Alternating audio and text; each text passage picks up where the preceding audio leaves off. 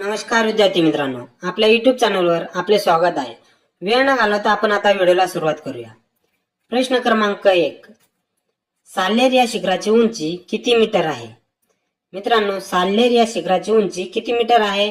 तर 1567 मीटर आहे. म्हणून पर्याय क्रमांक 1 हे आपले उत्तर आहे, 1567 मीटर. मित्रांनो, साल्हेर हे शिखर कोणत्या जिल्ह्यात आहे? तर नाशिक या जिल्ह्यात आहे. कोणत्या? नाशिक या ठिकाणी साल्हेर हे शिखर आहे. आणि याची उंची विचारली मित्रांनो किती आहे? तर 1567 मीटर एवढी उंची आहे. प्रश्न क्रमांक 2. अस्तंभा हे उंच शिखर महाराष्ट्रातील कोणत्या पर्वत रांगेत आढळते? मित्रांनो, अस्तंभा हे उंच शिखर कोणत्या पर्वत रांगेत आढळते? तर सातपुडा. म्हणून पर्याय क्रमांक 2 हे आपले उत्तर आहे, सातपुडा. अस्तंभा हे शिखर कुठे आढळते मित्रांनो? तर सातपुडा पर्वत रांगेत आढळते. एवढे लक्षात ठेवा मित्रांनो. प्रश्न क्रमांक 3. जगातील सर्वात उंच शिखर कोणते आहे? जगातील सर्वात उंच शिखर कोणते आहे मित्रांनो? तर माउंट एव्हरेस्ट. म्हणून पर्याय क्रमांक 3 हे आपले उत्तर आहे, माउंट एव्हरेस्ट. मित्रांनो, माउंट एव्हरेस्ट या पर्वत शिखराची उंची किती मीटर आहे? तर 8848 मीटर आहे मित्रांनो. किती? 8848 मीटर. प्रश्न क्रमांक 4. दरकेसा टेकड्या महाराष्ट्राच्या कोणत्या जिल्ह्यात आढळतात? मित्रांनो, दरकेसा टेकड्या महाराष्ट्राच्या गोंदिया जिल्ह्यात आढळतात. म्हणून ऑप्शन क्रमांक 4 हे आपले उत्तर आहे, गोंदिया. दरकेसा टेकड्या कुठे आहेत मित्रांनो? तर गोंदिया या ठिकाणी आहेत. म्हणून ऑप्शन क्रमांक 4 हे आपले उत्तर आहे, गोंदिया. प्रश्न क्रमांक 5. ताम्हिणी डोंगर महाराष्ट्राच्या कोणत्या जिल्ह्यात आढळतात? ताम्हिणी डोंगर महाराष्ट्राच्या कोणत्या जिल्ह्यात आढळतात मित्रांनो? तर पुणे या ठिकाणी आढळतात. म्हणून ऑप्शन क्रमांक 1 हे आपले उत्तर आहे, पुणे. ताम्हिणी डोंगर कुठे आहे मित्रांनो? तर पुणे या ठिकाणी आहेत. प्रश्न क्रमांक 6. कोल्हापूर ते रत्नागिरी या दोन जिल्ह्यांच्या दरम्यान कोणता घाट आहे? मित्रांनो, कोल्हापूर ते रत्नागिरी या दोन जिल्ह्यांच्या दरम्यान आंबा घाट आहे. म्हणून ऑप्शन क्रमांक 3 हे आपले उत्तर आहे, आंबा घाट. कोल्हापूर ते रत्नागिरी जाताना कोणता घाट लागतो मित्रांनो? तर आंबा घाट लागतो. प्रश्न क्रमांक 7. खालीलपैकी कोणती नदी गोदावरीची उपनदी नाही? खालीलपैकी कोणती एक नदी गोदावरीची उपनदी नाही? तर मित्रांनो, प्राणहिता ही गोदावरीची उपनदी आहे, प्रवरा ही गोदावरीची उपनदी आहे, मांजरा ही गोदावरीची उपनदी आहे, परंतु तापी ही गोदावरीची उपनदी नाही. म्हणून ऑप्शन क्रमांक 4 हे आपले उत्तर आहे, तापी. मित्रांनो, प्राणहिता, प्रवरा, मांजरा या गोदावरीच्या उपनदी आहेत, एवढे लक्षात ठेवा मित्रांनो. प्रश्न क्रमांक 8. तोरणा या पर्वत शिखराची उंची किती मीटर आहे?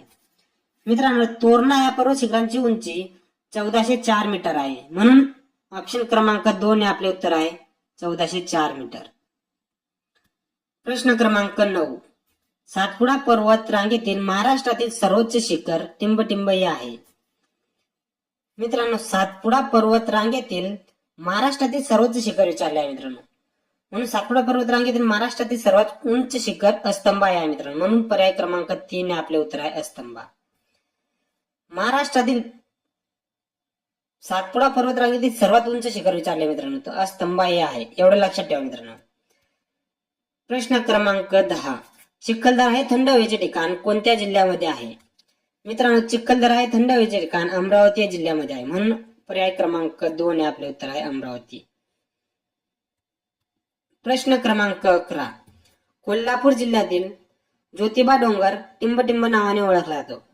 मित्रांनो, कोल्हापूर जिल्ह्यातील ज्योतिबा डोंगर वाडी रत्नागिरी या नावाने ओळखला जातो. म्हणून ऑप्शन क्रमांक 3 हे आपले उत्तर आहे, वाडी रत्नागिरी. प्रश्न क्रमांक 12. महाराष्ट्र पठाराची पूर्व पश्चिम लांबी किती आहे? महाराष्ट्र पठाराची पूर्व पश्चिम लांबी किती आहे मित्रांनो? तर 750 किलोमीटर. म्हणून पर्याय क्रमांक 4 हे आपले उत्तर आहे, 750 किलोमीटर. प्रश्न 13. पित्तळखोरा लेणी कोणत्या जिल्ह्यामध्ये आहे? मित्रांनो, पित्तळखोरा लेणी कोणत्या जिल्ह्यामध्ये आहे? तर छत्रपती संभाजीनगर. म्हणून पर्याय क्रमांक 1 हे आपले उत्तर आहे, छत्रपती संभाजीनगर. मित्रांनो, पित्तळखोरा लेणी ही सर्वात प्राचीन लेणी म्हणून ओळखली जाते मित्रांनो, एवढे लक्षात ठेवा मित्रांनो. प्रश्न क्रमांक 14. सौताडा धबधबा कोणत्या ठिकाणी आहे? मित्रांनो, सौताडा धबधबा बीड या ठिकाणी आहे. म्हणून पर्याय क्रमांक 2 हे आपले उत्तर आहे, बीड. प्रश्न 15. महाराष्ट्रातील कोणत्या भागात बेसॉल्ट खडकाची जाडी सर्वात जास्त आहे? मित्रांनो, महाराष्ट्रातील बेसॉल्ट खडकाची जाडी विचारली आहे. तर पश्चिमेकडील भागात बेसॉल्ट खडकाची जाडी सर्वात जास्त आहे, म्हणून पर्याय क्रमांक 3 आपले उत्तर आहे मित्रांनो, पश्चिमेकडील.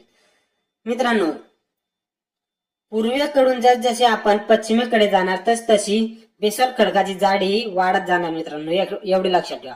म्हणजे पूर्वेकडे बेसॉल्ट खडकाची जाडी कमी आहे तर पश्चिमेकडे बेसॉल्ट खडकाची जाडी जास्त आहे मित्रांनो. प्रश्न 16. टिंबटिंब या सरोवराची निर्मिती उल्कापातामधून झालेली आहे. मित्रांनो, उल्कापातामुळे निर्माण झालेले सरोवर कोणते आहे? तर लोणारी आहे, म्हणून पर्याय क्रमांक 4 हे आपले उत्तर आहे.